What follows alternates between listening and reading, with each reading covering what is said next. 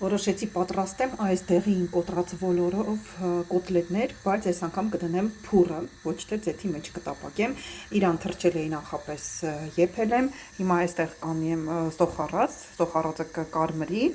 այնուհետև կավելացնեմ համեմունքները, կարմիր, սև, պղպեղ, քրքում և աղացած համեմի սերմա, նաև չոր, ռեհան և ծիտրոն։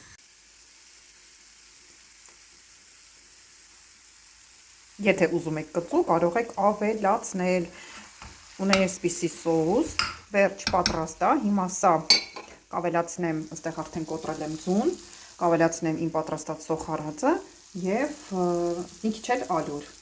Ամենը լավ կխառնեմ, կձևավորեմ կոտլետներ և յուղաթղթի վրա կդնեմ ջեռոցի մեջ։